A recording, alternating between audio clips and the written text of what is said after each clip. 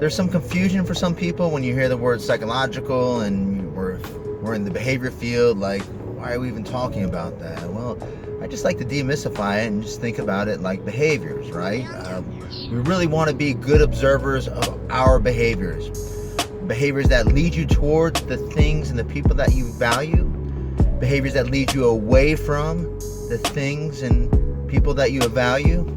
And then there's these internal behaviors, right? These private events that only we can observe.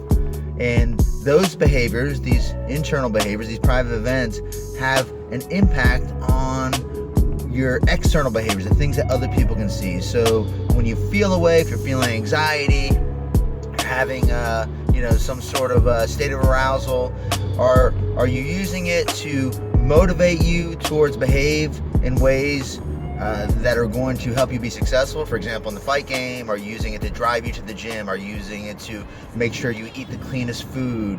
Are you using it to do your road work and work on your defenses in grappling or striking?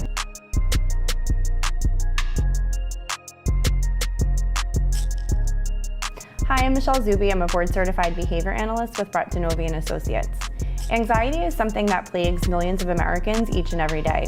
And we often don't think about our heroes as people who suffer from anxiety, but that's definitely not the case. So in the MMA world, Georges St-Pierre is revered as a hero, one of the greatest of all time, but he's also somebody who has been really open about his anxiety and how his anxiety and OCD took him out of the sport for 4 years.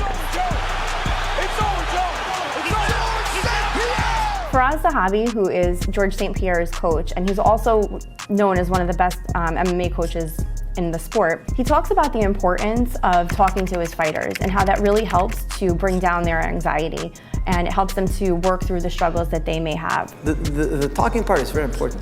It's very important. The way you see things is very important. And I think before a fight, it's normal. Think about it. GSP, everybody expects them to win. And not just win, dominate completely. If the fight is close, it's a controversy. People can't believe it, And he's human like everybody else. He has bad days like everybody else. So imagine how much stress. So what I try to tell him is like, no matter what happens, tomorrow we're gonna move on with our lives. We're gonna go on, and we're gonna go on, and we're gonna be successful in one way or another, and we're gonna be happy, and we're gonna move forward. We're gonna survive. He tells them that it's not fighting that they're scared of, but it's the judgment that they're afraid of. Because I always tell my fighters, you're not scared of fighting. That's not true. We fight all the time. What you're scared of is the camera, and the lights, and the people watching, and the judgments. That's what you're scared of. You're worried about the judgment. Zahabi talks about going back and being objective and just focusing on what you need to focus on for that day. He says, I'm just sparring today, or I'm just lifting weights today. He says to focus on the process. One of the problems in going into this movie is that you have people telling you, or you telling yourself how great you are. And that can be also detrimental when you don't realize how susceptible you are as a human being to failure or to defeat. The imagination is a very powerful thing. It's a very powerful thing. All men behave because the way they do because of what's going on in their mind. Okay, so your thoughts lead to your actions lead to habits, your habits are who you are. Don't go into your own movie. What does that mean? It's like, let's say I'm fighting you, for instance, okay? And I see your highlight videos, and I see you choking people, and I see you punching people, and I start thinking of all these things you might do to me, and I start creating this movie in my mind, And it's like for me, I had a fear of flying once upon a time. And I would be in the plane, and I would hear a noise, and my mind would tell me, the wing is breaking off, and the engine just... I was like, dude, you're creating that in your mind. Look around, everything is normal. I recently had the opportunity to sit down with David Branch, who is in the top 10 in his division in the UFC. Dave talks about what gives him anxiety in his training camp and how he envisions the worst case scenarios. There's a lot of things that I do to mentally prepare for fights.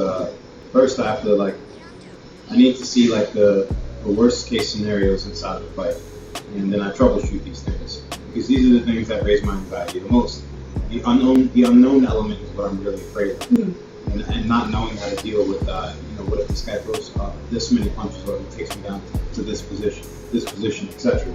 So then I drill these things, so that there's no more mystery. The more that I take away the mystery, the more the fear comes. One of the things that Dave preaches to his students is that he wants us to learn to be comfortable in an uncomfortable situation.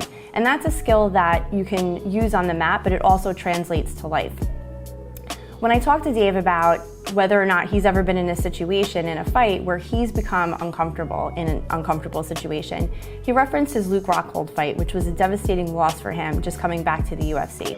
Except for my last fight, when I fought Luke Rockhold, because I thought, that, I knew that I had a straight A game plan to win as far as to stand up on the feet. And because I got overzealous with this one point of offense, I went all into it and I forgot about Luke's strengths. And some of his strengths are pressing people up against the fence and how big he is as a middleweight and how long he is. Right. And how well he's able to distribute his weight in different positions when he's on top. And I didn't prepare for these things, not thinking that I would be in the position to even have to deal with these things. So that's one of those examples of like not preparing for a situation, and then when it happens in a real-time situation, you're kind of stuck. In the Rockhold fight, Dave talks about how he was unable to stay present and just focus on what he needed to do, and he essentially lost his whole game plan. Take away those kicks of Rockhold early. Hits him hard. He's hurting him. Beautiful combination by Branch, and the pressure is just keeping Luke Rockhold on his back foot, which is not where he's comfortable.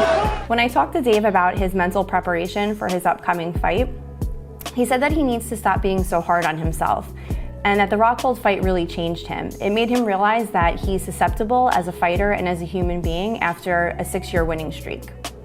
Yeah, one of the things is for me to stop being so hard on myself, like my first fight back in the UFC, I think I was way too hard on myself.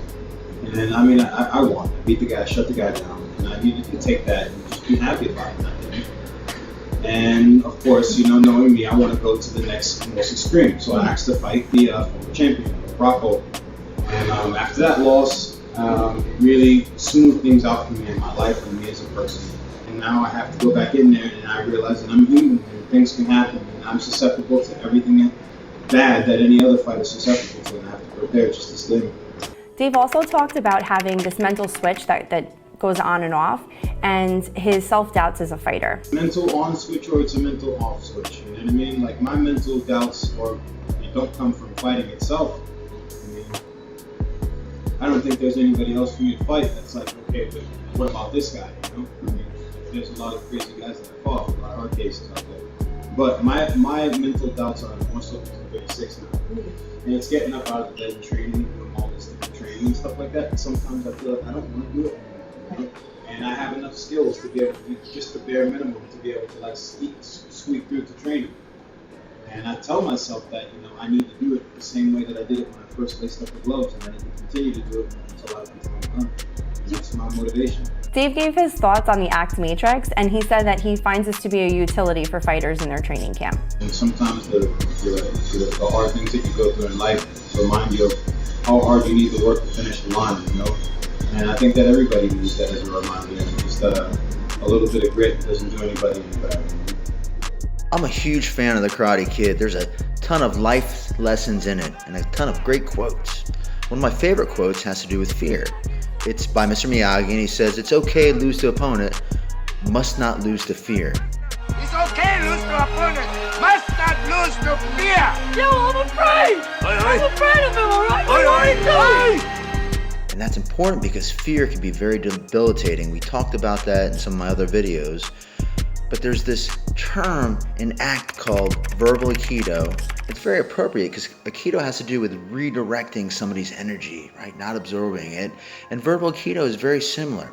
Rather than getting hooked on thinking about, I'm afraid, I'm depressed, what the other opponent's going to do to me, verbal Aikido suggests that you recognize that something showed up, but rather than label it, just accept that it's there and then focus on behaving in ways that lead you towards being successful, towards who and what you value, towards performing well in the fight, towards getting that knockout or getting that submission, towards making your fans happy, towards making your mom know that you're going to be safe in there. So when that feeling shows up in you, don't get hooked on it. Don't try to repress it. It's like Dr. Polk says, it's like holding a balloon underwater and you're focusing on not having fear. And if you focus on not having fear, you're actually focusing on that fear, and it requires your effort and these mental energies. So don't worry about it. Eventually that balloon's going to pop up and it's going to explode in your face. Just know something showed up, accept it, and commit your behaviors towards moving you